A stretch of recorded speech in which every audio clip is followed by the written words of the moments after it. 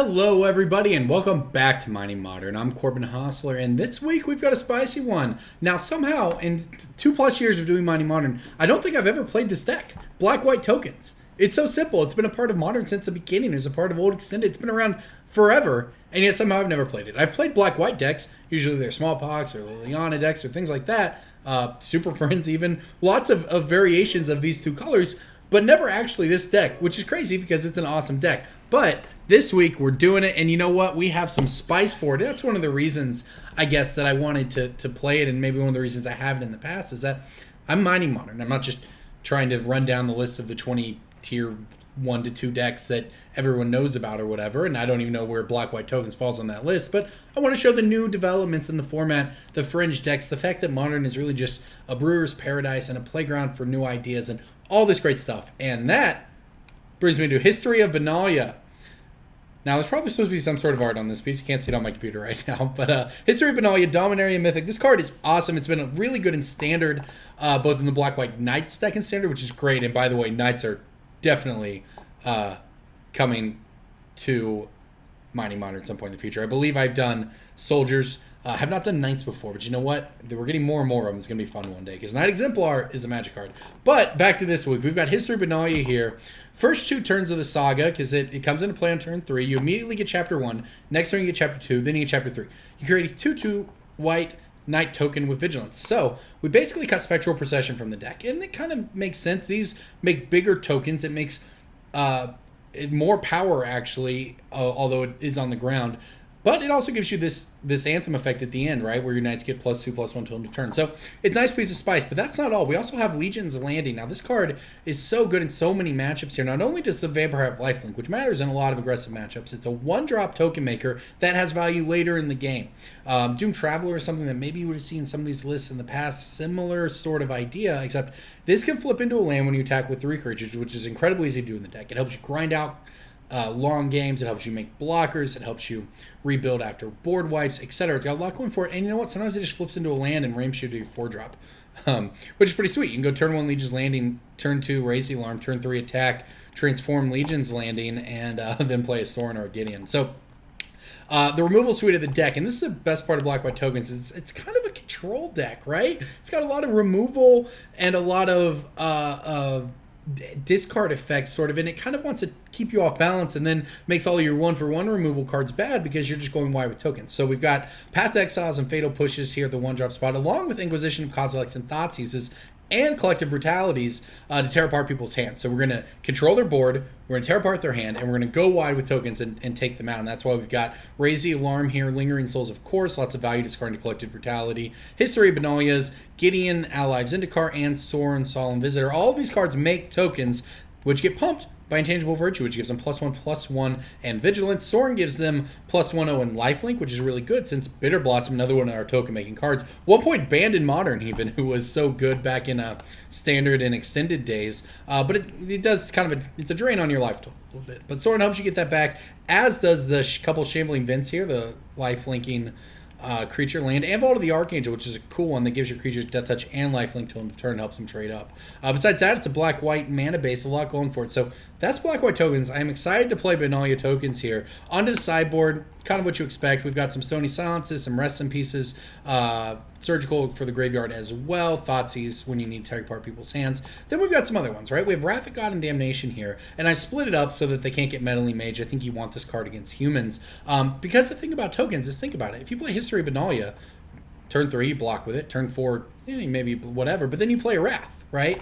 And that's the thing, is all these cards, you can play a Wrath and then play History of Benalia, or play a Planeswalker that makes tokens and then play a Wrath of God or a Damnation and clear the board. And it's really easy for tokens to go wide. Bitterblossom, of course, very good at that as well. It's another Gideon here for the slower, grindier matchups. And then Zealous Persecution. I love this against things like Affinity or maybe even humans. I guess we'll see how we like it against humans if we play that matchup. But until the turn, creatures you control get +1. Your opponent's creatures get -1/-1. So really, really swings combat, enables alpha strikes out of nowhere, and keeps you alive at the same time. Got a lot going for it. That's the deck, everybody. This is History of Benalia Black-White Tokens. I am excited to play this one. An old archetype that we haven't got a chance to play with here on Mining Modern. So I'm Corbin Hostler. Thank you for watching, everybody. Hello everybody and welcome back to Mining Modern. I'm Corbin Hostler and this is History of Benalia tokens. I'm pretty excited about this one, everybody. Never played a black-white tokens deck here before, and this one looks pretty good. Now we've had, some Gideon and Zendikar decks before, certainly, but I don't think I've ever played Intangible Virtue here on Mining Modern, so I am excited. Excuse me. Also, this hand seems pretty sweet. I think given that we want to draw lands, I'm just going to go ahead and shock this in. Because the alternative is fetching for a basic. That doesn't seem great, given that we, have some double white and double.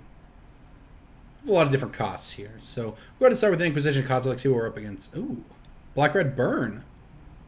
Oh, it's a lot of bump at the Knights. And a claim to fame. I actually love, I've played this before on Mining Modern. I love this version of burn.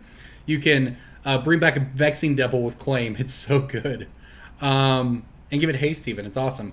All that said, pretty easy choice here. I guess we just take the, Swift Spear. I mean, then our opponent spends their turn claiming it, and then we get to push it.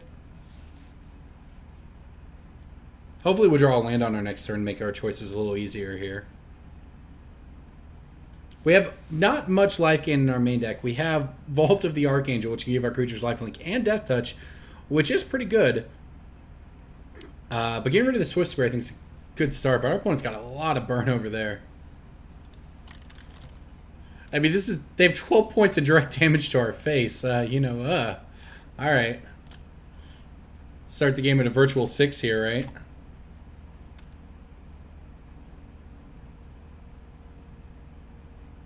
So I guess this was the same as, taking the Swift Spear is the same as taking the claim to fame. It doesn't really matter, I suppose. Well, I guess I'm just going to have to Fatal Push here, yeah. I'm just going to have to Fatal Push my opponent's Swift Spear and then fetch for another Godless Shrine at the end of the turn so we can actually cast whatever we draw after that. So my opponent did draw another land, which is pretty good for them, I suppose. Alright, so both Claim and Fame are gone here. And Claim to Fame, alright, that's interesting, Magic Online. There goes a bump in the night. Alright, we'll push this thing.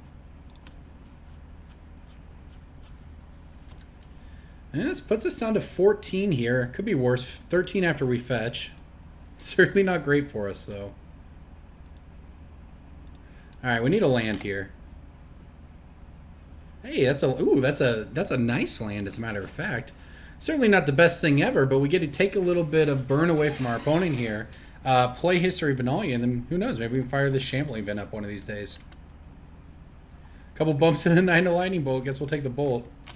Well, we're at 10. Our opponent has 6 points of burn, and we have no creatures on the board, so this isn't great. Oh, and they ripped a Goblin Guide. Maybe it'll give us a land here. We're at a virtual 2 right now. Hey, look at that. It did give us a land.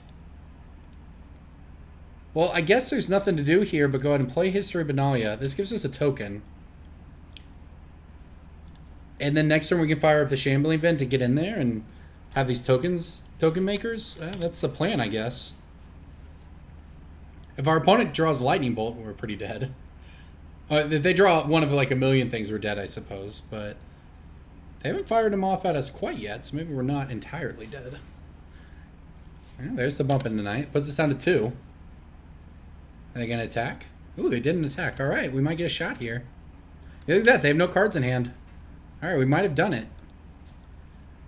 Definitely, I could play Gideon here, but I'm firing up this Shambling Vent. We need to get back up to 4 life while we still can here. This is huge because it makes us not dead to a Lightning Bolt off the top. And basically, I'm just probably going to do that for the rest of the game here. I mean, we kill our opponent in 3 turns. Wow, we did it. All right. Yeah, our opponent was going to have to... I mean, I guess maybe they should have... It depends what they drew. They'd have to hit a burn spell there and then another burn spell. All right. That was close.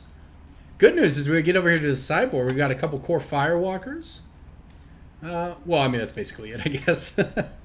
Our deck is not bad against burn at all, though. Remember I mentioned we have life gain. We've got Legion's Landing. That gives you lifelink tokens. We have the Collective Brutalities. We have the Vault of the Archangels, as well as the Shambling Vent. We're actually got a surprising amount of life gain here, and it came in pretty handy right there. Gonna go ahead and cut a path here. As well as, I suppose, one of these... We also have Sorin, by the way, to give us lifelink. I'm going to cut Gideon pretty slow here. You know, nothing in our hand is great.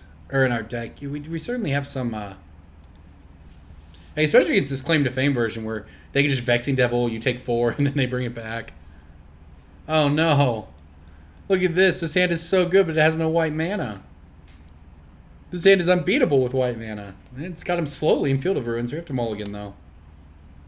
Whew, this is much better. I'm just going to...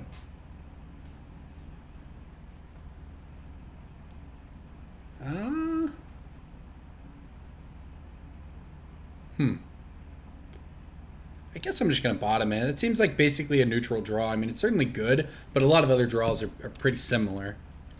And or better, right? We could actually hit a 1-drop here. We did not, but that's fine. Well, this Core Firewalker on turn 2 is a pretty big game here.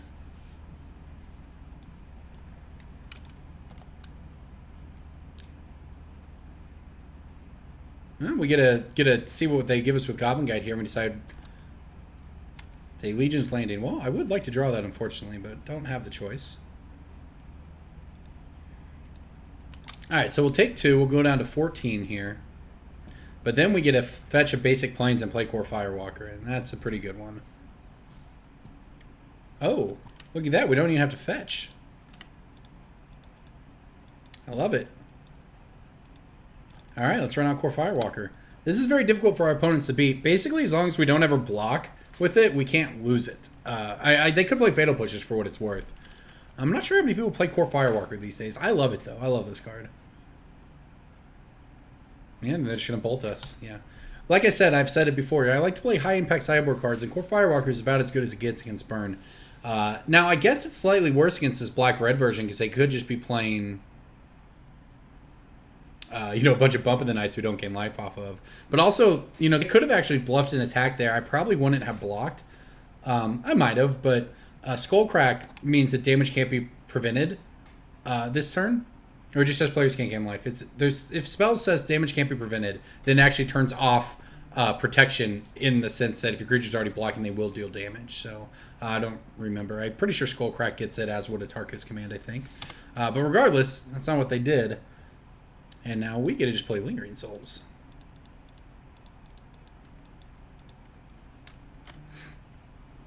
Again, I just see no reason to attack here either. We're just going to win this game pretty easily here in a couple turns. I just don't want to lose my Firewalker is all. Alright, 2 mana. Searing Blood, huh? Alright, well, I'll gain our life off of it. Alright, fair enough. Our opponent could have 3 Bump in the Nights and we could die right here. This Vault of the Archangel is theoretically very good for us, though. Another Goblin Guide, sure. Well, now if they swing with both, I'm probably priced into blocking with the Firewalker at this point. Yeah, we got 1 land. Didn't see what the second one was. I guess I just have to do this, and if they have it, I suppose. And they did not, so that's good. Alright. We should be in the clear here. Alright, I'm just going to go ahead and flash back the Lingering Souls. And play this Intangible Virtue. Technically should do some of this in my second main phase, but I'm not too concerned about it. I think that last Desperation attack from our opponent there probably gives away it a little bit. We don't have too much to worry about. Our opponent has 2 cards in hand. We have 6 power in play. We get a gain of life every time they cast a red spell. I think we got this one just about locked up, and if we didn't, we can just play Vault of the Archangel next turn, give all of our creatures Death Touch and lifelink when we attack. There's a claim. Okay, that makes sense. Sure. Yeah, bring on the team.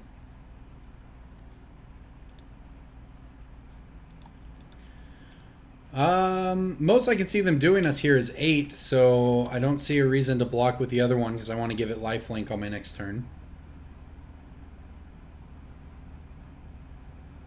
Yeah, sure, they have a Tarkus command. We go down to 5. We actually... Fatal Push is not a bad draw either, but let's just go ahead and do this.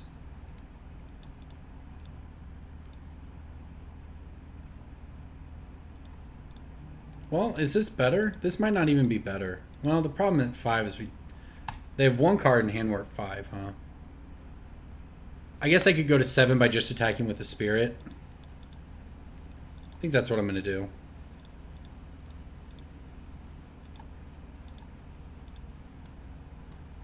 Just attack with a spirit. Puts us back up to 7. Next turn we can do the same thing and play Fatal Push. Because attacking with the Firewalker, excuse me, attacking with the Firewalker just breaks even, right? Because they get attacked back with a Goblin Guide we can't block. Whereas this way, I think we're a little safer here. And now we're not dead to double bump in the night. And there's 1 bump in the night. Okay, next spell. Oh, Lava Spike, yeah. Down to 2. They're out of cards, though. Look, that's why we did it. This play worked. Oh, that was close. All right, my opponent wants a Desperation attack, which I guess it makes sense, right? They want to, sure.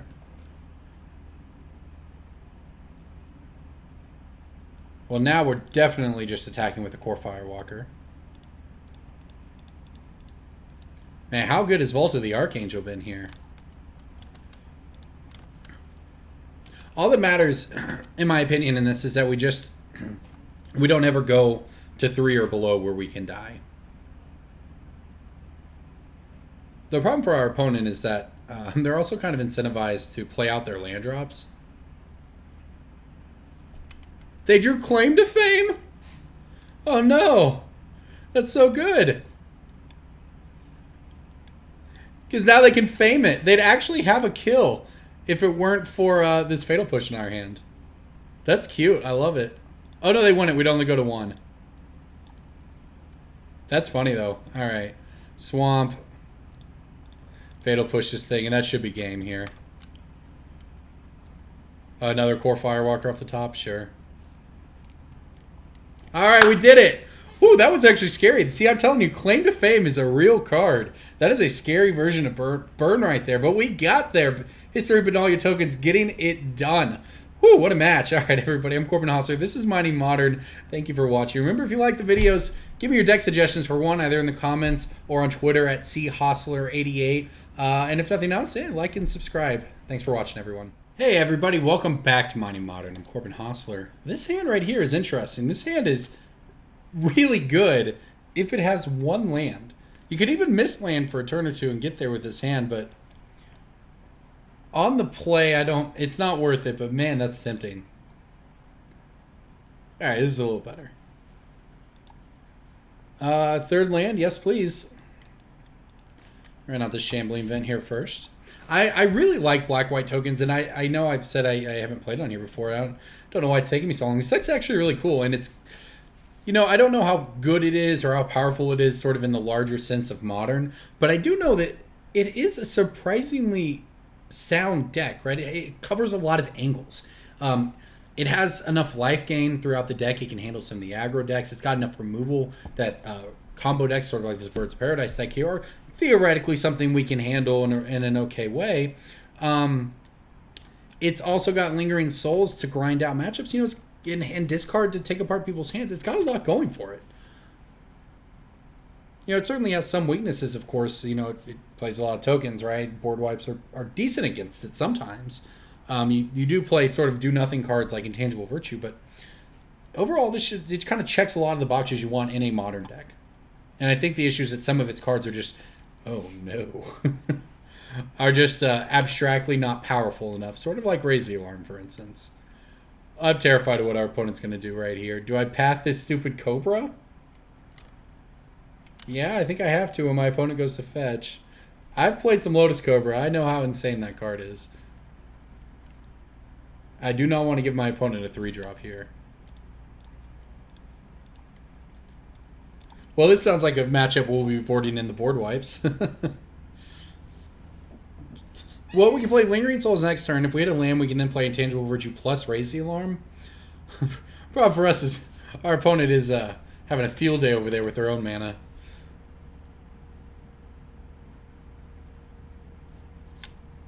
I wonder what deck it is. It could be so many things at this point. Flooded Strand makes you think it's a Bant rather than Abzan, you know, not an Abzan Company deck. There you go. It's a Bant deck. Probably... Oh, geez, look at that. Well, all right, and this is what I said. Remember I talked about weaknesses. Our shields are down here. This could be a Saheeli Rai deck. Could be 4-color. That's the sort of thing that I've seen play Lotus Cobra the most, is the Saheeli Rai Felidar Guardian deck. It could also just be a Bant Nightfall sort of thing, in which case our opponent is also off to a pretty strong start here. I love those hands. I have people who might have seen my Emrakul deck in the past. Oh, it is Saheeli Rai. Uh-oh. You know the power of the turn 2 Lotus Cobra holding a fetch land, rather than playing a fetch land and casting a 3-drop immediately. This deck can actually win on turn 3. Because on turn 2 it can do that, and it can play Saheeli Rai, and then just play Felidar Guardian on turn 3 and win. Lotus Cobra does a lot of things, because you can blink a land with your Felidar Guardian even to produce 2 more mana with the way it interacts with Lotus Cobra. Alright, let's hope our opponent doesn't have it here. Because we don't have too much to combat it if they do. Voice of Resurgence, okay. Well, I guess we do have a pretty decent clock here, at least. Oh, wow. Yeah. My opponent would have killed us if they had it, I assume?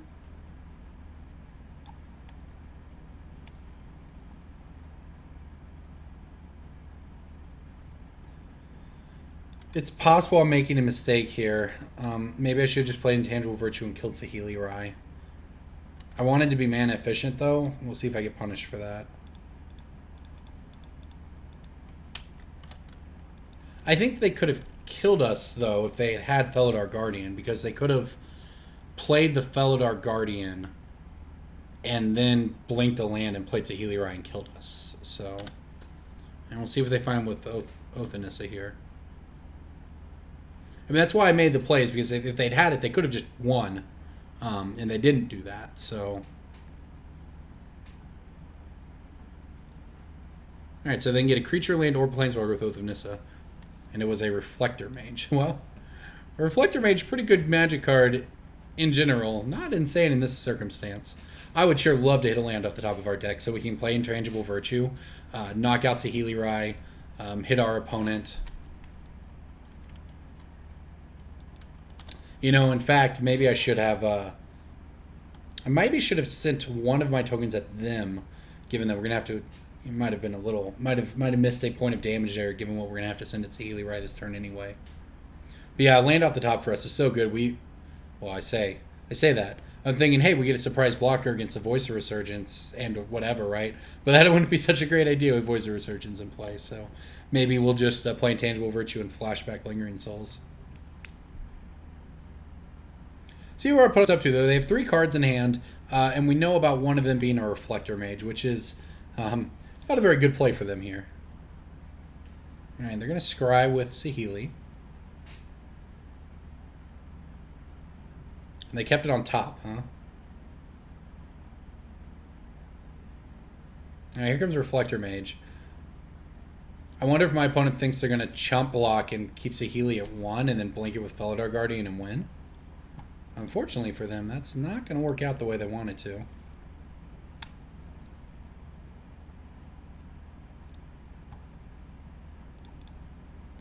Alright, just play our Intangible Virtue here.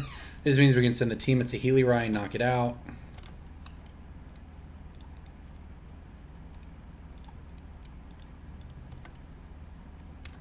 Yeah, it's a big game here. If our opponent kept... I mean, they kept the card on top, so we don't know what it is. It might just be a cord, you know, something to get the Felidar Guardian.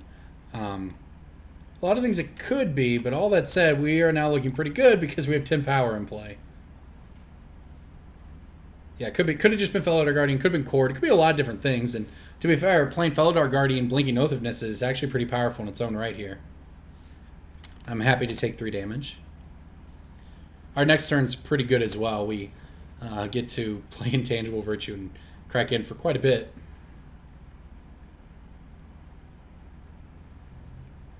Alright, our opponent has a land and 2 cards in hand, and they're going to fetch, huh? Well, worth noting, depending on what they do here, if they tap this bird, we actually have lethal. It gets back a land. That's not so bad. I don't really mind that. You were actually... Oh, please tap the bird. Oh, and that's just a lot of ramp. Okay. So our opponent is top decking. Yeah.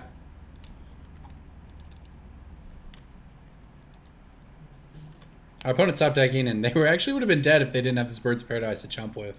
They're going to give it to us anyways. Works for me. I don't know what they could have got to get back in it. All right, we did it. We took down the deck. Now we get some nice sideboard cards here. These are good. This is good. This is actually a cute one. Zealous Persecution here, because giving our creatures -1/-1 actually means that if they enter combat with all their Infinite Felidar Guardians, we still... Felidar Guardian, sorry. Got mixed up with the big Felidar Sovereign there for a minute. But, yeah, we'd actually even get to kill it.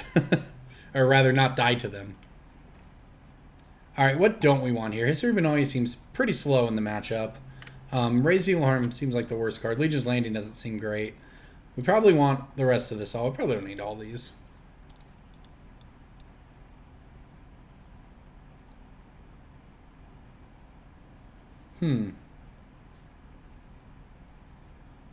Probably cut a... I mean, Brutality is actually pretty good, to be honest.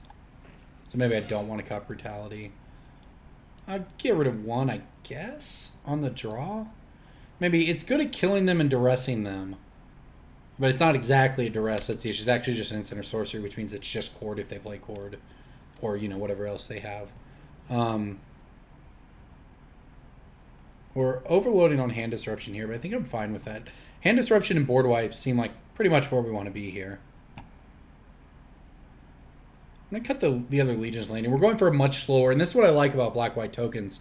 You can play really grindy games. You don't have to just play super aggro, which means we can just kind of play this black-white control deck here that wins with tokens rather than needing to curve Legion's Landing into Raise the Alarm to flip it really fast, etc. This hand is very close, but we do need a land, unfortunately. Ship it.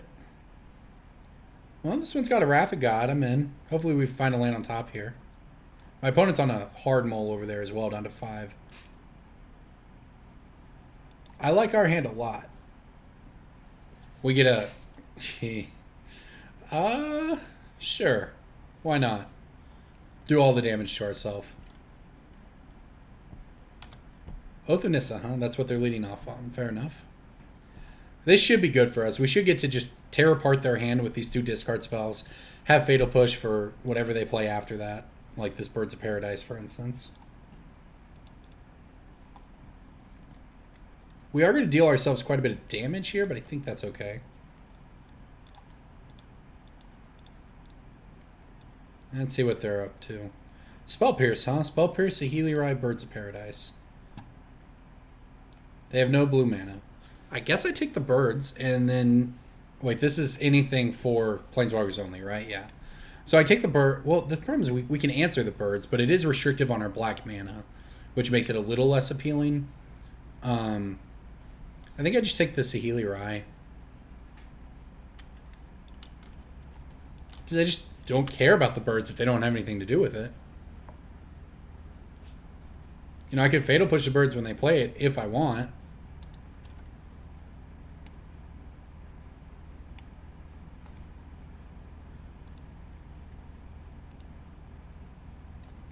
Does that mean they have a second bird? Did they have 2 in their hand?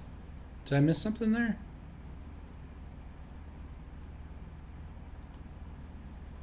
I can't tell. It probably doesn't matter. All right. Well, yeah, we do need lands. They have Spell Pierce in hand. We know about that. I'm just going to Fatal Push this birds. They can't cast the Spell Pierce without it. We are going to have to find lands. And these, you know, this Thoughtseize, I guess, is the only thing left. It's certainly going to become worse. Oh, there, now they can Spell Pierce. That's not a land. Well, we'll Thoughtseize. I suppose this will get the Spell Pierce out of... Oh, gets the Felidar Guardian, okay. Alright, well, there we go. We know what our opponent is working with. It's exactly 1 Spell Pierce on the top of their deck. So we are, I'd say, 1 land away from winning. Won't lead with History of Benalia because our opponent will just Spell Pierce it. What is this? Renegade Rallier, no Revolt. Fair enough. You know what? That does kill me in 5 turns. Unfortunate for them, I found a land. Unfortunately for us, I have to shock myself with it, but...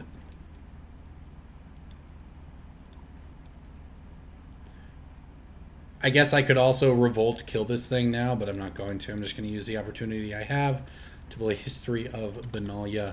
I love this card. So good. Much better. I mean, look at this. Is one of the reasons you play this card, right? Because, like I said, we basically replaced Spectral Procession with it, and we couldn't have cast Spectral Procession on this board. Now, obviously, we can't block this knight this turn, or this, it's not a knight, is it? Warrior. But History of Benalia makes a bunch of power over multiple turns, and that's why it's so good here. Doesn't hurt that our tokens have Vigilance either.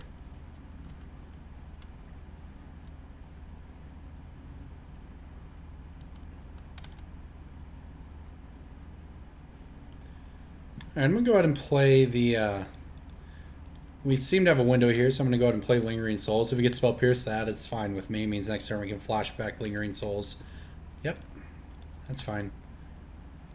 Now, so what it means for our opponent is that we have to double block the Renegade Rallier, but you know what? I'm absolutely fine with that. History of Benalia basically does nothing after that, right? Because we don't get to ultimate. I mean, or I could just block this thing with one knight. Just chump block. Sure, I guess that's actually better. Because if we're going to have to trade both knights for this thing eventually anyways, I may as well get my attack in with it. Because we can flashback Lingering Souls for the third point of power.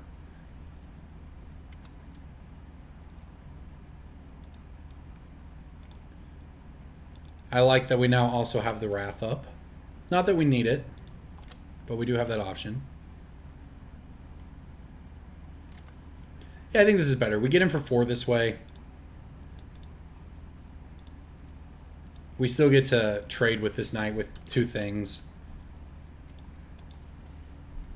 I mean, heck, if I really wanted, I could just throw a token away and then Fatal Push it with Revolt.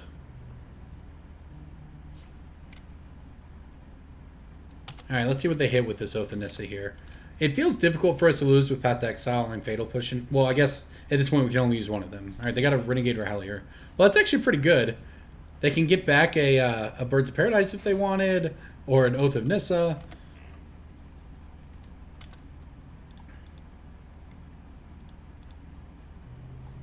Alright, let's go ahead and block here.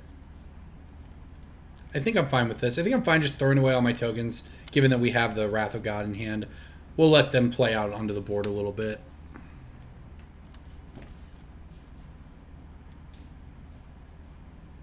Uh-oh, unless this is going to be a Saheeli Rai. Okay, just the Renegade Rallier we expected. Getting back Oath of Nissa, I assume. That's actually some pretty sweet value. I do like the deck they're playing. I like the deck a lot. It's been on my radar for a little while. Kind of deck I like for sure. Well, we have Revolt to get rid of... They got a Voice of Resurgence. Okay. We have Revolt to get rid of this thing.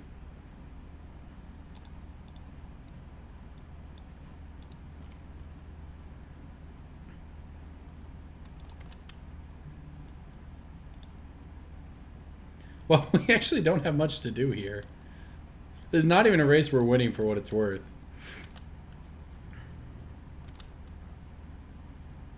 We might lose this game, in all honesty. I don't know, maybe I could have played it a little differently. Maybe I should have just not played any of my token spells and then Wrathed. I mean, our draws have not been very good. We did board out some token makers, I get that.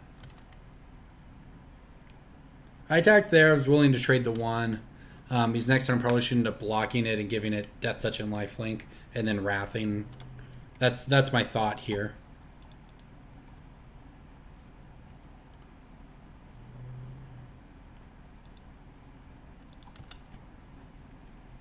Alright, well, Inquisition is not bad. 2 lands, okay, fair enough. Do I want to path my opponent here? I guess pathing this is the same as, you know, because I burned the mana on the Inquisition, which I don't necessarily regret. Yeah, I could just path it. But then we burn the path. I could just take 2. I'd be taking 3, huh?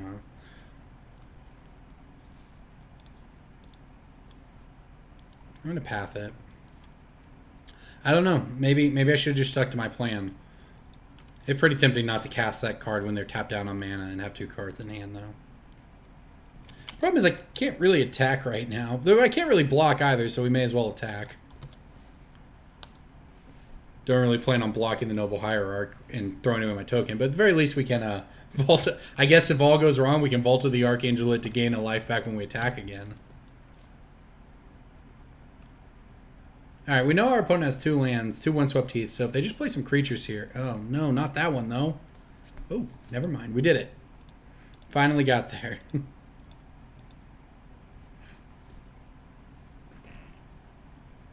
So the question is what to do with this Sorin, and you know what? I think I'm actually going to plus it.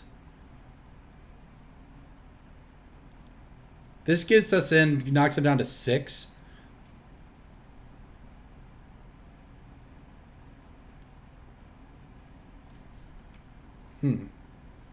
Puts us up to 7.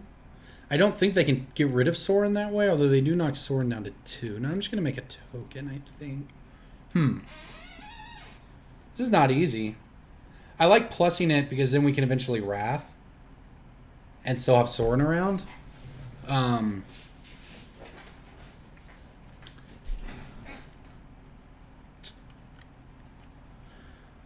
don't know what to do here.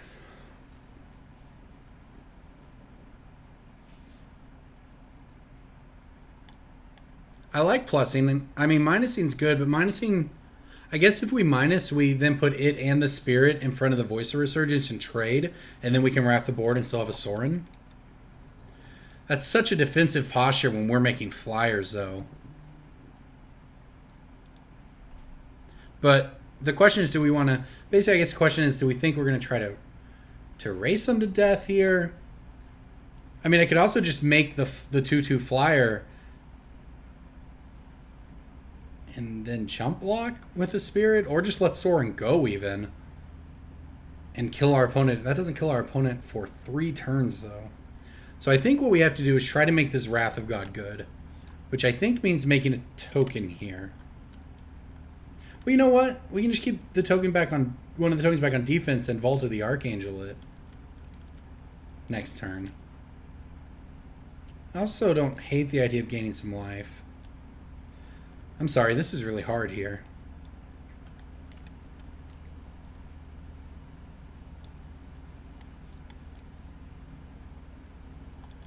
Thing is, if I minus now, then we have 3 power and our opponent's at 7. They're dead in a couple turns, and we have Vault of the Archangel, so we're not going to die.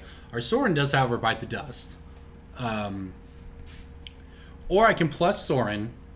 I basically am getting 2 pluses out of it at that point, which gets me and knocks my opponent to 6, and then my opponent to 4. And then Sorin dies, based on what we draw, maybe. Or I can make a token, go for the double block on Voice of Resurgence, Wrath of God. I think I'm supposed to just try to kill my opponent.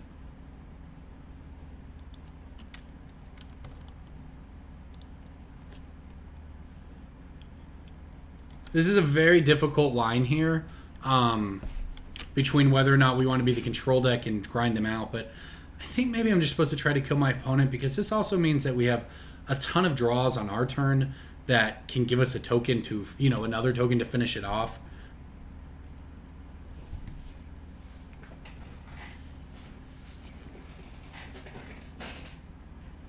Definitely not an easy decision. Now, my opponent has 2 Windswept Heaths in hand and a card we don't know about.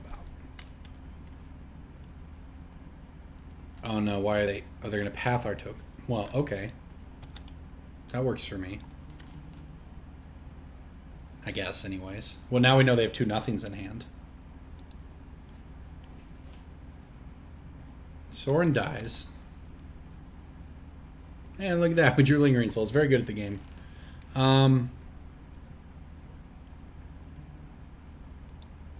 Attack, put our opponent to 6.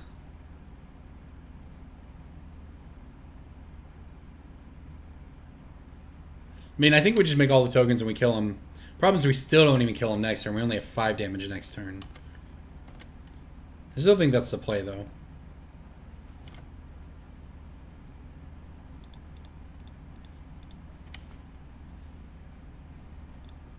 I mean, our opponent has actual nothing, so this has just got to be the play. We get to throw 1 token in front of the Voice of Resurgence here. Hey, this should... Our opponent's going to need some good draws to get out of this. They certainly can, but they need some good draws. I get to throw 1 Spirit token in front of this. Not worth trying to trade with it. Not when we have lethal in 2 turns. Oh, or this turn. And when you're good at this game, you're good at this game. What can I say? All right, this should do it. Ooh, that game was tight. We actually had so many decisions, and I'm interested to hear what people in the comments think I should do with the Sorin there. But I think it was correct to just try to kill them. With Vault of the Archangel, we could have raced the... you know, if we lose our Sorin there, but then we have 3 power in play, that's fine. That would just Vault to the Archangel, and we're trading with that Voice of Resurgence for the next several turns. And if things go super sideways, then we can play Wrath of God, go for a block and play Wrath of God. But I think we give ourselves the most options. As it was, our opponent actually thought we were going to chump block. And maybe they had to do what they did anyways, but they thought we were going to chump block to save Sorin, so they had to path on their turn. They could have pathed on our upkeep if they'd realized that we weren't even going to block. We were going to let Sorin go. So, yeah, and there we go. We took it down. That was a close match. I love that 4-color Saheeli deck. It's very powerful. Got some great draws. So that was a fun one. Thanks for watching, everybody. Corbin Hostler. This is Mighty Modern. We're having some fun with tokens right now. Hey, everybody. Welcome back to some more Mighty Modern. I'm Corbin Hostler, and this hand is pretty nice. This is a great hand for black-white tokens right here. We can see what our opponent's up to. We have mana to cast all our spells. We've got a mix of removal of token makers. This is pretty good. I mean, we could, you know, our cards are what they are. We could just be playing against Storm or something and have a bunch of dead cards and die, but, ooh, Tron, huh? Tron with main deck Abrupt Decays, you say? Eldrazi Tron, as it turns out. Well, this Fatal Push might not be doing much. In fact, a lot of our cards may not be doing much. Oh, no, we're going to get smashed on turn 3? Oh, what a disaster. I guess I have to take the Expedition map. It's the only card that really does anything. I don't want to get smashed on turn 3. I guess I could Field of Ruin it, maybe, right? On my turn 3? That's not a bad idea, to be honest.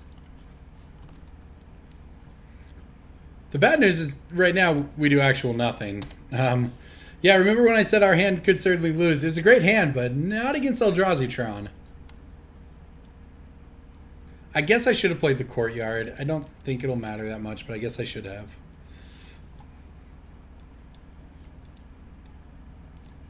I wanted to fetch to clear land out of my deck. Oh, perfect. That's a great draw, actually. So now we get a Field of Ruin. We had to set them back a turn here, and we actually found a 1-mana play, which is pretty huge. Alright, so let's go ahead and clear what we know of our opponent's hand. Let's Inquisition them here. Alright, so Sylvan Scrying and Abrupt Decay, huh? Well, they can't cast Sylvan Scrying, so I guess Abrupt Decay it is. I certainly don't want them to have Sylvan Scrying.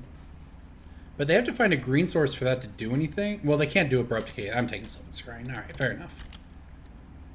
They're basically the same, except that Sylvan Scrying actually gets them somewhere if they do find a green source, whereas Abrupt Decay only takes away one of our Lingering Souls tokens. That was a nice Field of Ruin. I love having that card, access to that card in any deck that can run it, essentially. And so here's a power plant.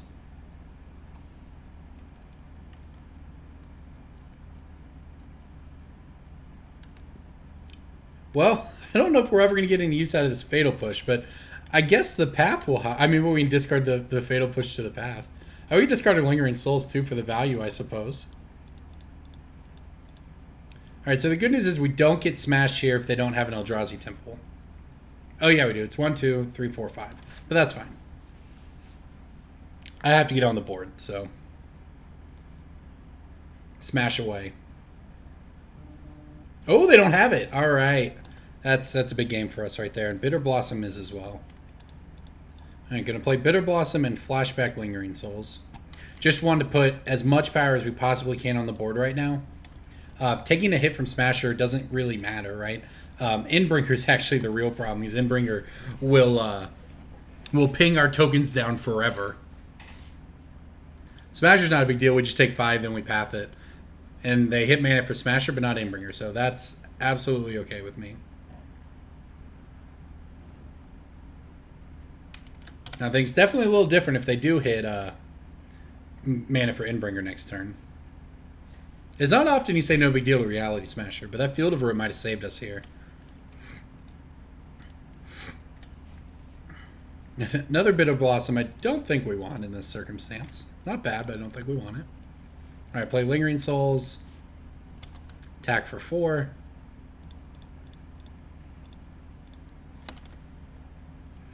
Look, we are going to get use out of Fatal Push. We're going to do it. Alright, the big problem for us is if they draw Endbringer. If they draw land for... Oh, no, they did. Well, now we have quite the choice here. I mean, I have to Path the Smasher, but it does not set us up well for Endbringer.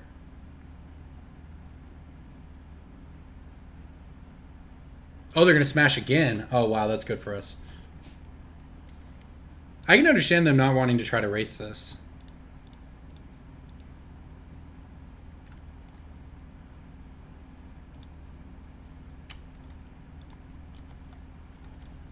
I mean, this is still bad for us, right? We're still actually kind of in trouble, right? I mean, we're at 8. We're only die, I think, to another Smasher. Oh, JK, we're just going to win. Oh, that was close, though. Smashers are scary. This is just lethal. Look at that. That's just lethal right there, everybody.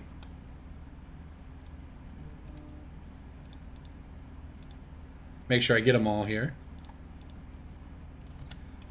Woo, that was close. So the thing is, the Smasher there would have knocked us down to 2, and the Bitterblossom would have put us to 1, but then we could attack for lethal. But it actually would have made... I guess the Abrupt Decay gets the Bitterblossom token into here, taking care of it. But, woo, Sorin was a great draw there. All right, Eldrazi Tron, I see you. I don't even know what we want here. I mean, Stony Silence is like a card that is... I guess it stops the Expedition maps really slowly. Depends whether or not we think they have Oblivion Stones and stuff. And I don't think Eldrazi Tron usually does. I think it's more of an Eldrazi deck than a Tron deck. I think I probably want these. I don't think Gideon does much. It just gets smashed right on out of the game. The Fatal Pushes do actual nothing. Actually, a lot of cards in our hand are pretty bad here. Maybe Gideon's just better than the rest. Maybe even Surgical's worth playing. I mean, probably not, but...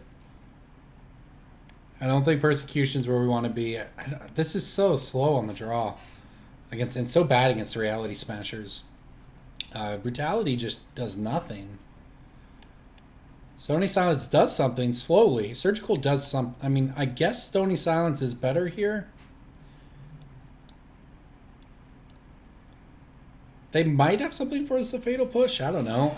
I mean... It's basically just Reshapers that we're Fatal Pushing. I'll give this a shot. We don't know how many... I don't know. We don't know how many artifacts they're playing. And yeah, Fatal Push doesn't do much, but... Well, I'll keep this hand, though. This hand's got actually a lot going for it here. If we just find some lands... you know, we can Bitterblossom for an army. And then Path for whatever they do. And then just have plenty of removal. To take care of their big creatures while we go over the top with, you know, Bitterblossom plus Sorin. Sylvan Scrying. Alright, I assume this goes and gets an Eldrazi Temple. And this might get ugly for us pretty quick, but Bitterblossom's pretty good. And it is at least good against Thought-Knots here. And there's a land. That's also pretty nice. Alright. Well, I'd say hitting this land was a big deal. We'll see what our opponent's up to here. They did get a... Oh, they got Urza's Tower, so they're actually just going to Tron us here. Walking Ballista seems like a pain. Excuse me.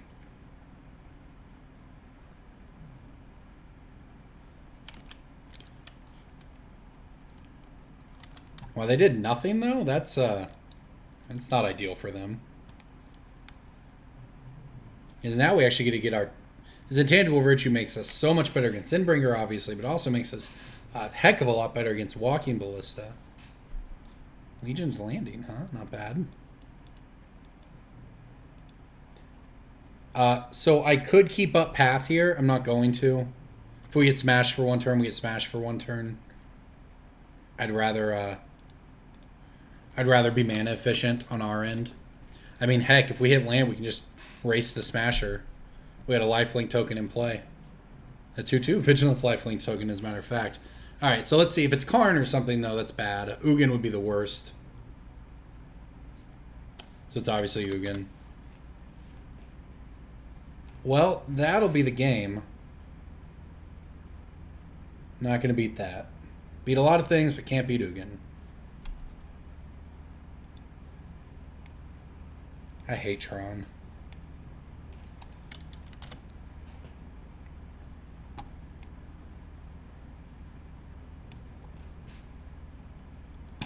I think Ugin in particular is just a dumb. I don't know. I could complain about any of the pieces of Tron. Eldrazi Tron's at least sort of a deck that plays Magic. 8 mana, huh? 9 mana.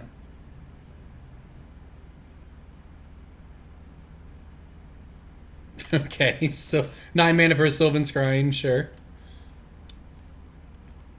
We could beat essentially any card our opponent played in all of Magic right there, except for Ugin.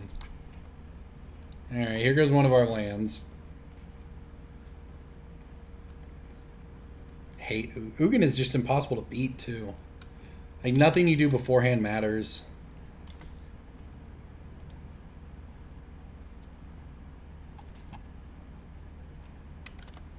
Yeah, we're never going to kill this. That's game. I mean, I could path this thing. I could poke Ugin for 2, but I don't really see how we're winning the game with any of this. Yeah, especially since he just gets to shoot down our tokens. I guess I won't scoop. We could hit land. We could hit running lands to go History of Benalia into Sorin or something to try to take out Ugin, I suppose.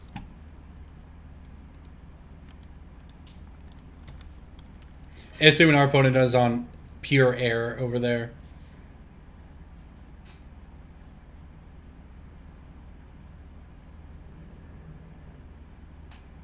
Alright, step 1, they played land. Now if the other 4 cards in their hand are land. Oh no, they're shooting us. That can't be a good sign. Alright, so we need our opponent to have Stone Cold nothing. And to be fair, they do have some amount of cards in their deck that do nothing at this point between Sylvan's... What is that? Maelstrom Pulse? Masterpiece Maelstrom Pulse? Come on. By the way, these cards are totally different on Magic Online. I've never encountered one before. That card has... This is words. You can read it. You can read it. It says Maelstrom Pulse. Oh, that was a fun game. I don't even know. Invocations where you know what the card says? That's not how this is supposed to work. Do any of these cards beat Ugin? No? Okay, great. Let's hope they don't have it. That's what it comes down to.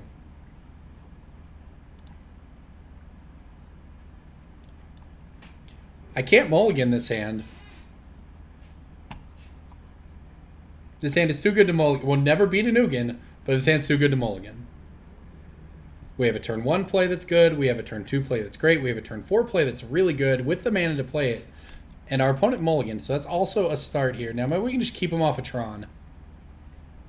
Pipe Dream, I know. Double Sylvan Scrying. What is this hand? Okay, they kept 4 lands that don't cast Sylvan Scrying and 2 Sylvan Scryings, huh? Well, I guess some people really don't like mulliganing to 5. It's also Trons. They can just easily draw out of it. But whatever. This is, I guess, as good as we can hope for. Expedition map right there.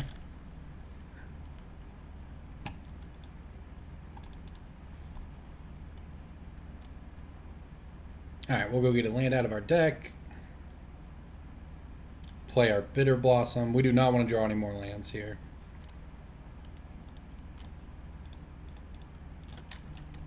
This hand takes a while to get rolling. That's the problem, especially if we don't draw something we can play on turn 3. But, I mean, turn 4, 5, 6, it starts to escalate very quickly with Bitterblossoms getting pumped, you know. So that's what we've got going for us here.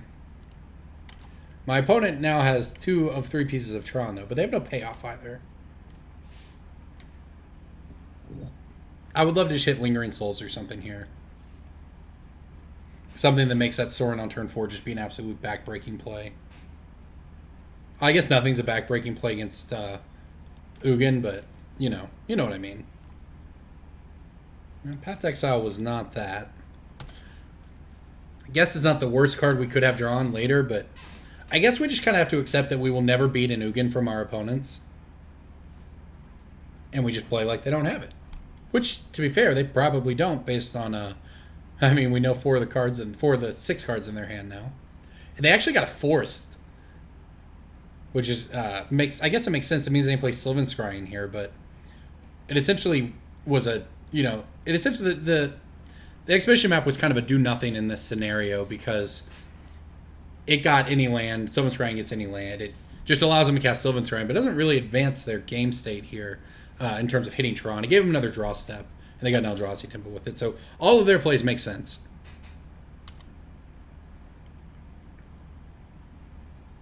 Oh, look at that. And you know what? We might also catch a break here because... So Sorin ticks up to 5 here. We get to attack for 2. If our opponent smashes, which is, maybe what I would expect based on how they played it there, then they actually can't kill Sorin because we can put 1 toughness in front of it. Sorin goes down to 1. Then we get to path the Smasher with Sorin at 1 and play Intangible Virtue. And if it's Endbringer, that's even better for us. Thinking it's a Smasher, though. Perfect. I say perfect like I'm happy to get reality smashed. No one's ever happy to have their reality smashed, but it could be a lot worse. And heck, we even get to gain a couple life off of this. Ooh, History of Benalia, huh? I would like to... I think we might have lethal in a turn or 2 here. All right, we'll play History of Benalia.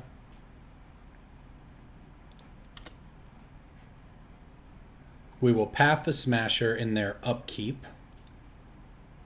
Actually, we're fine with them drawing lands, so we may as well do it in their draw step. We will plus our Sorin. Get him for 2. In their draw step, so we want to maximize the odds of them drawing land. I think we do anyways. But regardless, the land that they're fetching off the path would not be one we're worried about. So I think it's best to do it in their draw step.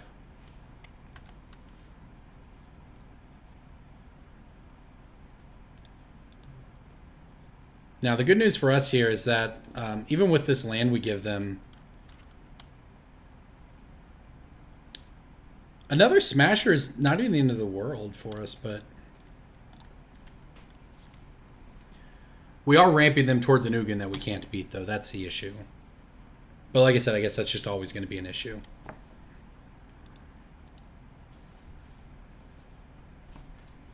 And I don't really think we get anywhere trying to race the Smasher and throw away our Sorin or anything like that. I mean, we have lethal in 2 turns. It's really all we can ask for.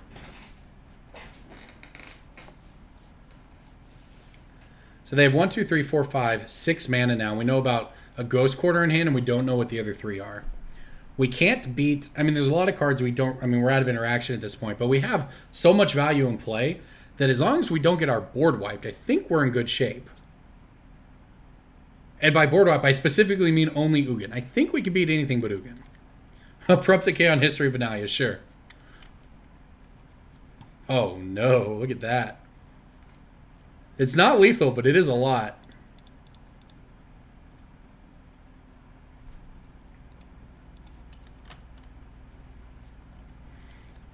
It was close to lethal. 13. All right, so 1, 2, 3, 4, 5, 6. The important thing here, and the reason I played both those Intangible Virtues out, is that our opponent cannot cast Ugin this turn as far as we know, right? It costs 8 mana. They have 7 mana in play. They don't have Tron. I don't really know what they can get to get back into the game right now. But I know that without casting Ugin, they can't do it. We did it. White-black tokens is doing well. All right, look at that. What a game. Get out of here, Eldrazi Tron. What a match. All right, everybody. Thank you for watching. I'm Corbin Hosler. If you like the videos, remember to like and subscribe. I've got a lot of events coming up the back half of the year. I did Vegas a couple weeks ago. I talked about that in last week's video, how much I love meeting everyone there. I guess by the time this is up, I'll be on my way back from U.S. Nationals. But yeah, I've got a bunch of events coming up. I'll be in Minneapolis. I'll be at the Pro Tour 25th anniversary. I won't be playing. I lost my RPTQ. Unfortunately, we made it midway through the tournament, my first ever RPTQ. We did not qualify for the Pro Tour, but I'll be there doing coverage, so, you know, it's an okay trade-off, right? But yeah, GPLA coming up, GP Richmond. Lots of great stuff. Thank you for watching, everybody. I think we might have a bonus video for you at the end of this. There were some glitches with my ISP, and I lost a match against humans. I was in the middle of game 3 that I was winning. That was great. So I'll leave it up. I'm teasing it here, but I'll leave it up to my editor, TCGplayer, whether or not you guys want to watch, 2.5 games of Magic with this deck. But it was a fun one. I really like this deck. History of Benalia was pretty good all around. I liked it quite a bit. Definitely felt better than Spectral Procession. And I'm telling you, this deck seems pretty decently positioned in Modern. You've got the tools to interact with anything you want. Anyways, all right, everybody. Thank you for watching. I'm Corbin Hostler. This is Mining Modern. Remember to like and subscribe to TCGplayer if you like the videos, and share your decks with me.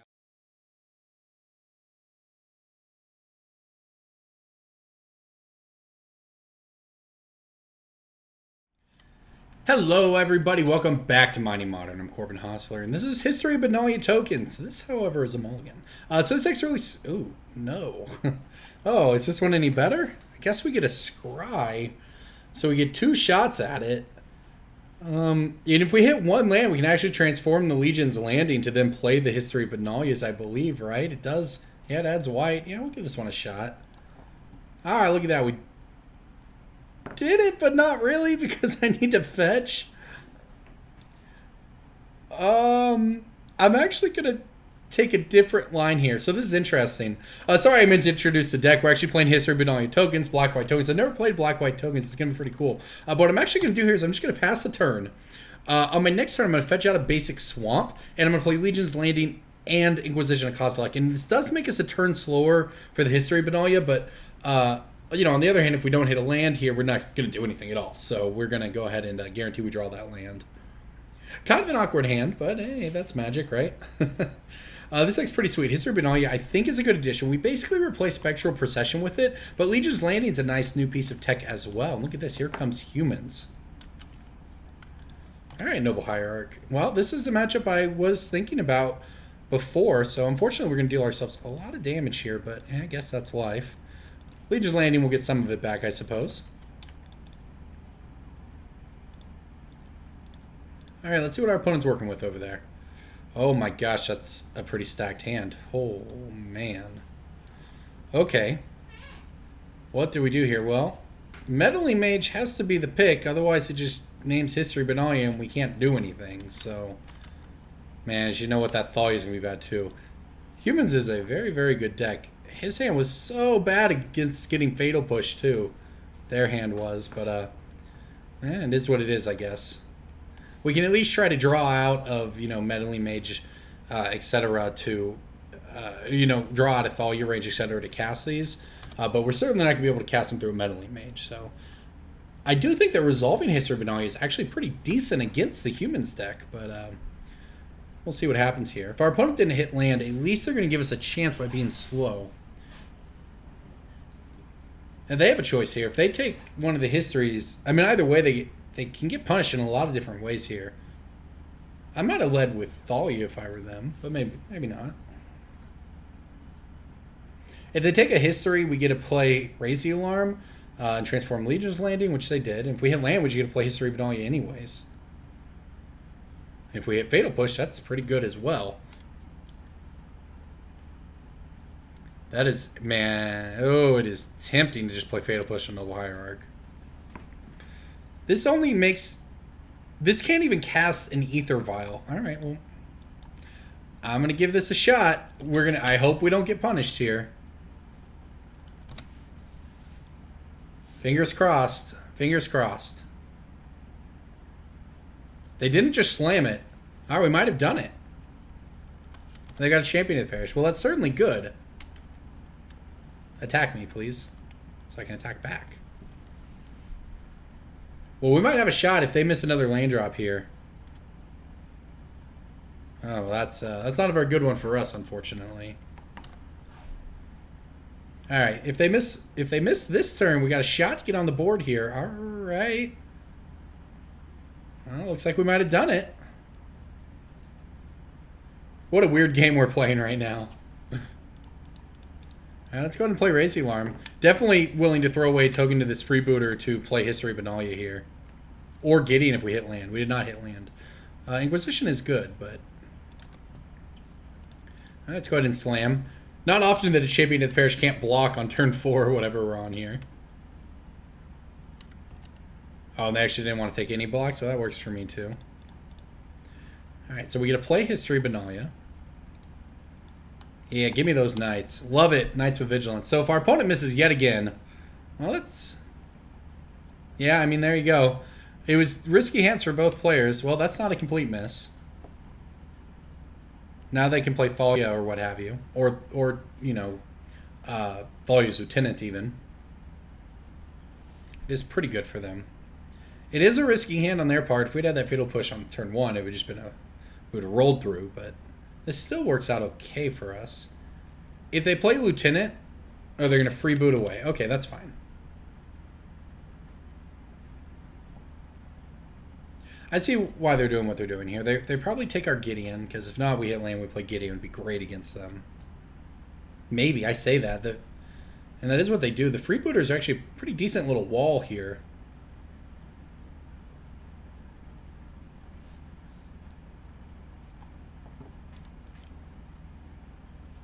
Alright, well, let's just go ahead and Inquisition them. Oh, this hand is insane. This is going to be very rough for us. I was right. They did hit an Ether Vial there. I guess we have to take a Lieutenant. It's still gonna. This is still gonna be a challenge, though.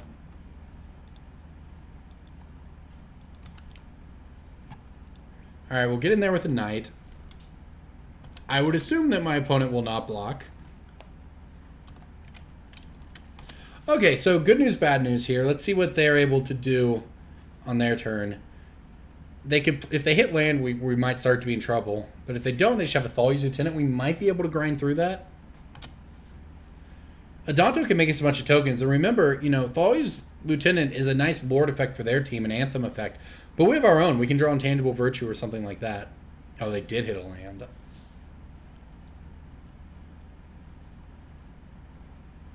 All right, well, we've got a game here. We're going to have to draw something good. Field of Ruin, you know, I guess it's not the worst thing. We can Field of Ruin away the Horizon Canopy so they can't draw with it, although they can't draw with it anyways right now. So maybe I don't even want to do that yet. We can make... Plus, we want to just make a token with Adonto Vanguard, or Adonto, the first fort, I suppose. So I believe our opponent's hand, they've got one Phantasmal Image in there, and one Thalia that they just never played. They should have played Thalia first on us. All right, well, let's go ahead and let's just go ahead and slam with these Knights, I guess.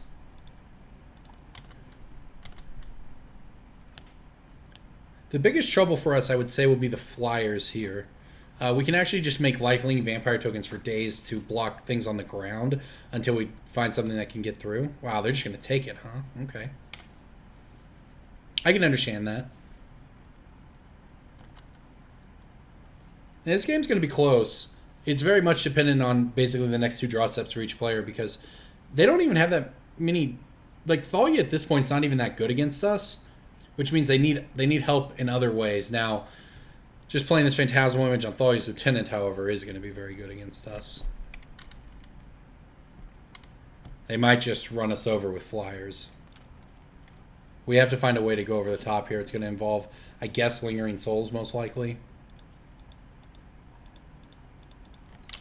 We have lots of cards on our sideboard for this matchup, though. Yeah, it's actually these giant Kitesail freebooters are going to be the real problem here. I can just block Champion of the Parish forever. But we don't really have any good way to kill them ourselves.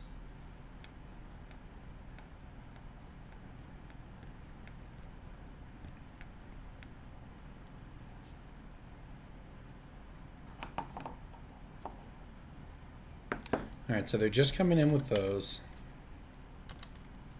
We have to take it. We go down to 12. Now the question is, do I want to, like, Field of Ruin in my upkeep to draw slightly better or something? I don't think so.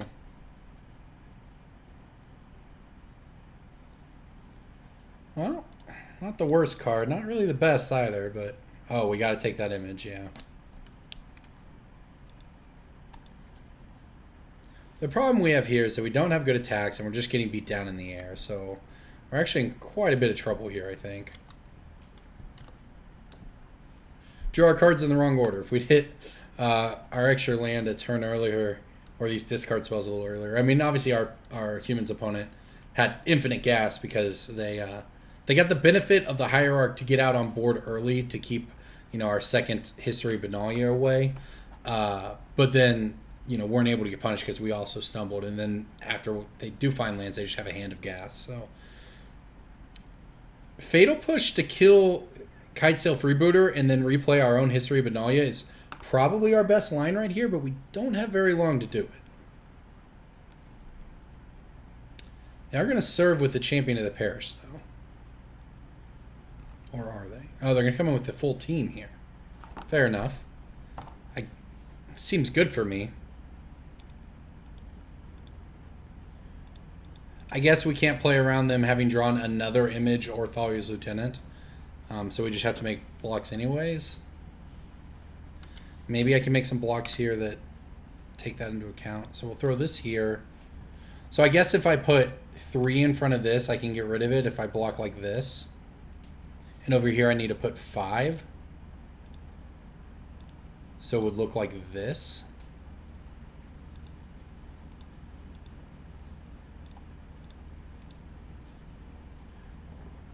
Well, this allows our opponent to wipe most of our board if they have it, which is certainly what they're representing. But we have to be able to get their things off the board, I guess, and then hope to draw a Sorin or something to have some life gain. Because we are going to be left with some amount of things here to crack back. I mean, we'll see. Maybe they're just bluffing and they just want to attack with everything. Or thought we were just going to chump block or what have you, and then this obviously looks very good for us. So, but either way, I think we're far enough behind. We kind of have to call the bluff. And if they have it, they have it. So no, we're just dead next turn anyways, right? Or we're forced into making some bad attacks just to try to gain a life to survive.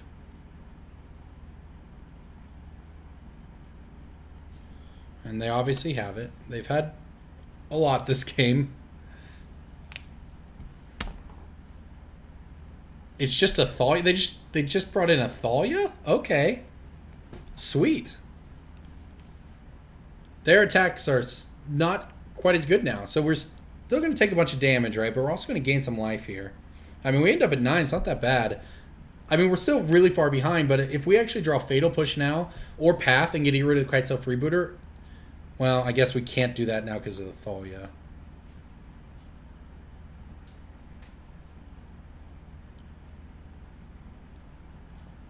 Legion's Landing, not exactly what we were looking for.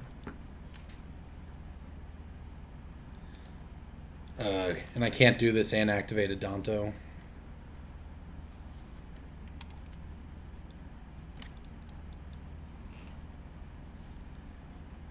I guess I could Field of Ruin and play it.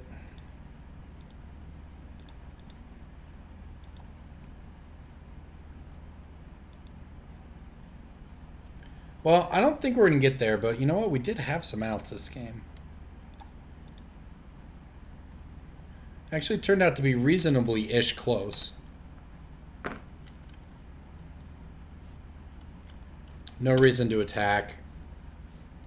And I guess now the problem is we take 6 off of these freebooters, and, well, I guess we don't die next turn if we draw a removal spell. But we have several removal spells for the freebooters.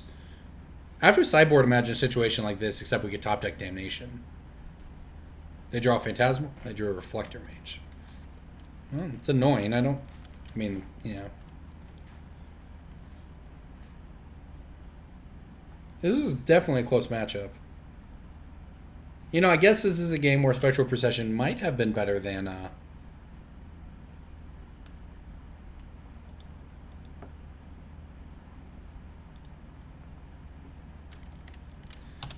yeah, I thought Spectral Procession might have been better here because we could have gained more life, but... Or rather had flyers, which would have been pretty good. But you know what? History of Benalia is pretty powerful as well. Oh, there we go. Not going to get it done. Fair enough. Close game, though. All right, onto the sideboard here. Give me those Wrath of God's Damnations. Give me these Zealous Persecutions. And I think this is basically what we want here. I think we probably cut a History here. It's just slower. We probably cut a Legion's Landing. Got a Brutality probably as well. Maybe even both Brutalities. Do we want all 3 Zealous Persecutions? Probably not. It's probably 1's the best number here. Our opponent's going to have... You know, they basically don't have any spells, so Brutality's not really doing... It's just kind of a removal spell that may or may not actually remove anything, but maybe I want 1 in here still.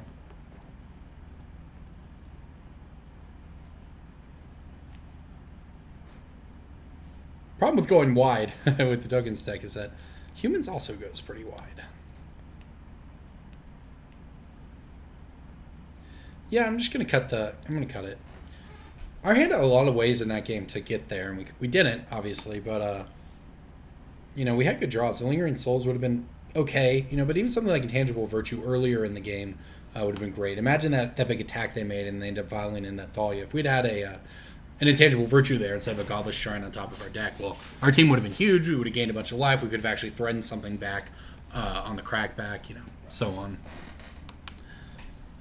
So I'm not... You know, the thing with this deck, right? Spectral Procession was very, very good in the deck, and 3/1/1 flyers for 3 mana. That's great, and sometimes they're 2/2 flyers. It's very strong, but it's also the clunkiest card in the deck. There were certainly times where you wouldn't have the 3 white, rather be, you know, because you're playing Vault of the Archangel or your Field of Ruins, cards that you do need in the deck, but you know would keep you from having the 3 white mana, because the way Spectral Procession works is it's a hybrid mana card, but in a different way, I guess. I don't know. You can either pay 3 white for it, or you can pay 6 colorless. It's white or 2 colorless, I believe, is how the card works. So it was a little awkward at times in the deck. I mean, we're just going to mulligan forever here, though. Well, I don't know.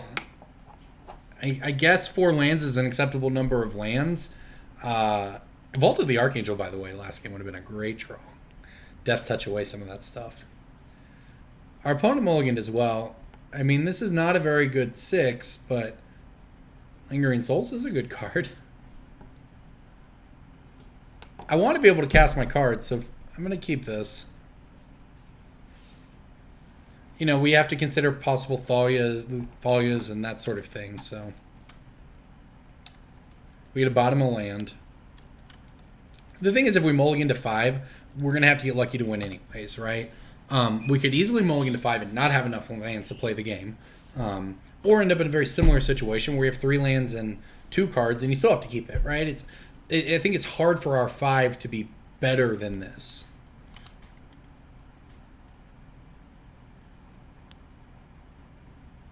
All right, that's not bad. Our 5 certainly could be better than this. And, whoops. But I don't know that the odds are in our favor there. And, you know, if you kind of assume that, yeah, we're probably going to have to get a little bit of lucky anyways, and we're going to have to play against off the top of our deck, given the way our opponent can Kitesail Freebooter us and that sort of thing. I guess I'm going to take the... Wow, our opponent kept a 1-lander again, huh?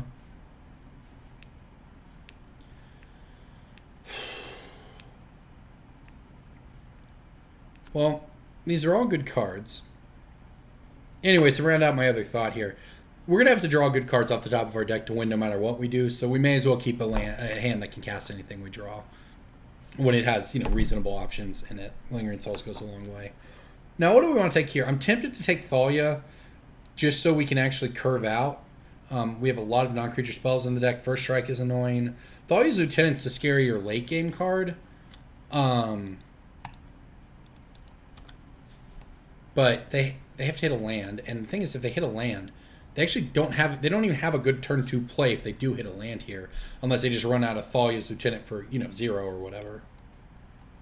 For nothing.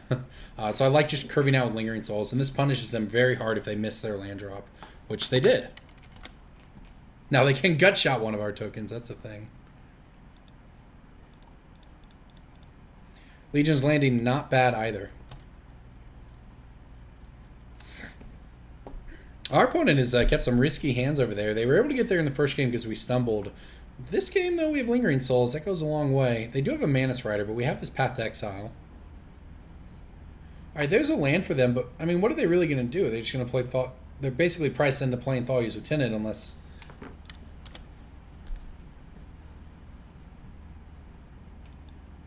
Point was, none of that was great for them. We know 5 of 6 cards in their hand. I think I'm going to end up having to save this Path to Exile for the Manus Rider. And we just try to get there with flyers.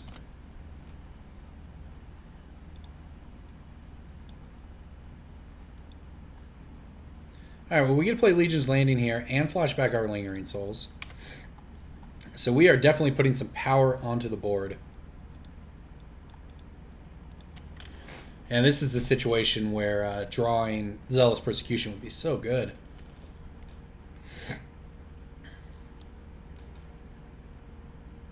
Also, for what it's worth, they can't even cast Phantasmal Image on this board because it is an illusion, and both of these cards have named human. So, yeah, I think they were actually supposed to play Thalia's Lieutenant there. I mean, they're pretty all in on hitting a land here for this Manus Rider.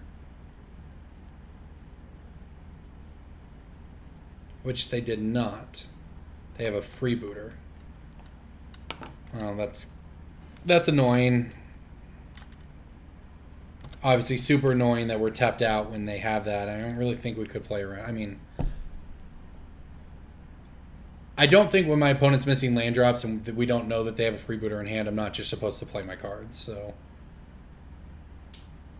it is pretty awkward, but and we're going to probably flood out here now. Well, at least we can...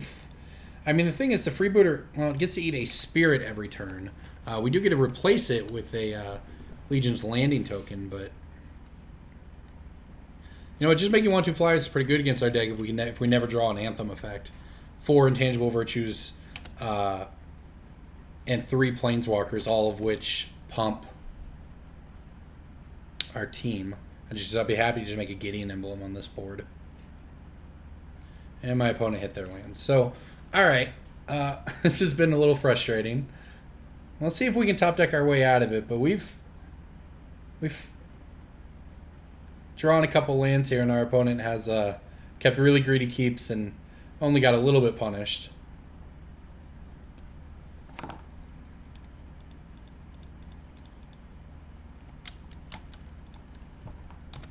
Yeah, hitting that land for that Manus Rider there was so good.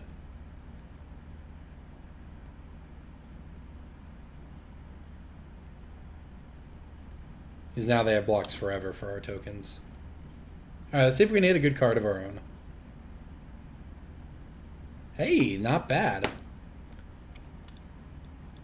Not great, but not bad.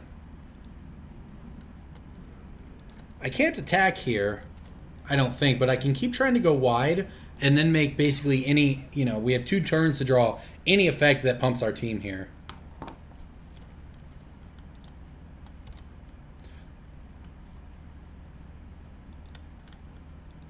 Our opponent, by the way, still doesn't have any way to cast the Phantasmal Image.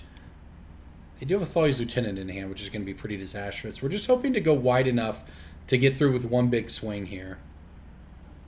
I don't know if we're going to be able to do it, but we'll see. History of Benalia is a pretty decent one. Oh, you shoot another Manus Rider? I don't know if we were ever going to beat these draws. I don't know what this matchup's like. I keep saying that. It feels like it could easily be in our favor. Imagine if we drew Zealous Persecution, you know? We have 3 of those in the deck. That makes our attack an absolute blowout, where we get to trade all of our tokens with theirs. We get to kill the freebooter. And the game, we have so many cards that should just win us the game. Let's see if we can get any of them. Oh, we did it! Zealous Persecution off the top, everybody. Look at that. Oh, ask and you shall receive. Oh, I love it when Magic Online cooperates with me. Thank you, Magic Online. Now, time for our Desperation attack. Oh, it's beautiful.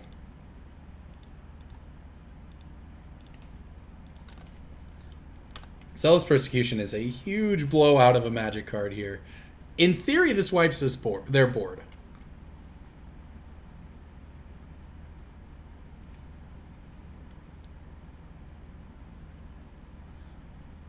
Oh, yes. Please. Please block the knight token. Oh, no. Please go back. Oh, all right. Fair enough. I will accept trading with Mantis Riders. Well, I'm glad we get this in here because this is not going to work again this match.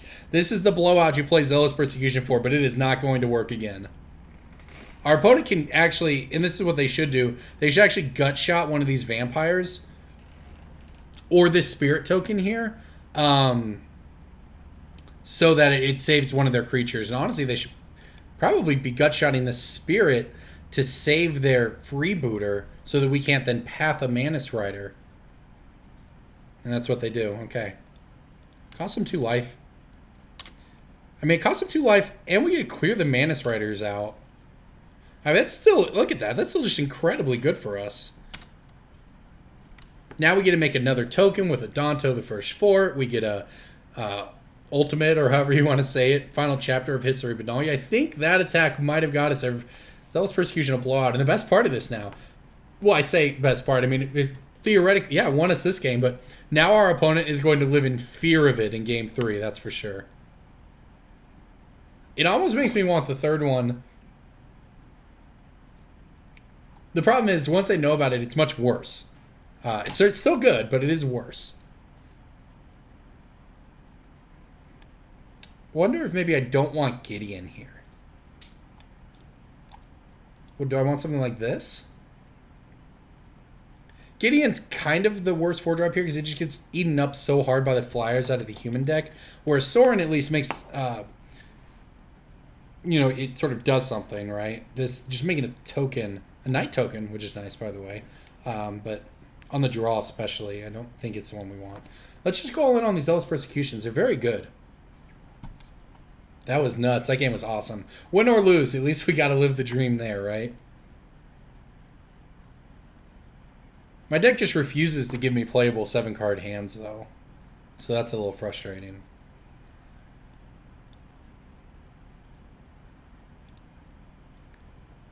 Our opponent kept 7. I mean, I've got to keep this hand. This tears apart their hand and board if we can find a land here.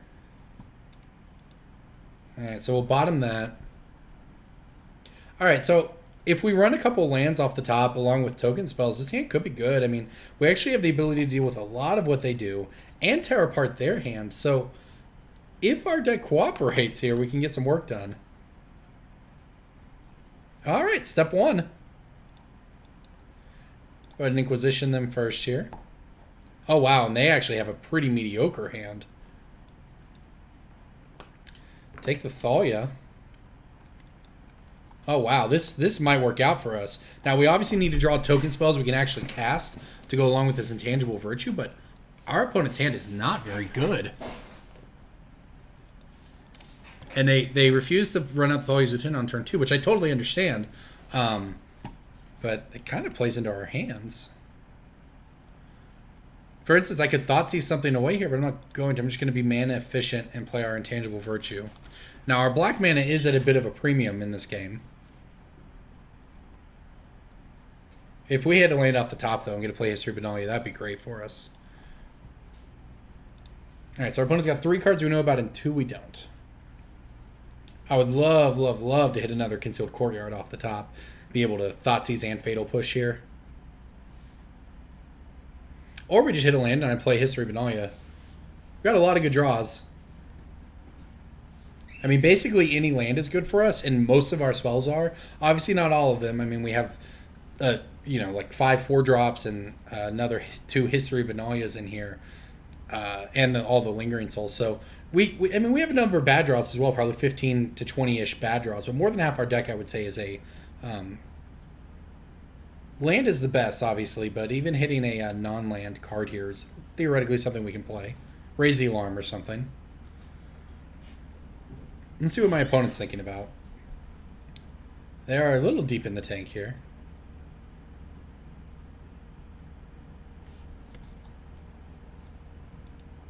Uh-oh, their clock's not ticking down. Uh-oh, Magic Online crash. Oh, no! Wait, Magic Online... Wait, did it come back? Are we crashing? I think we're crashing. Oh, no! Alright, stopping the recording. Picking it back up when I get in the game. Sorry, everybody.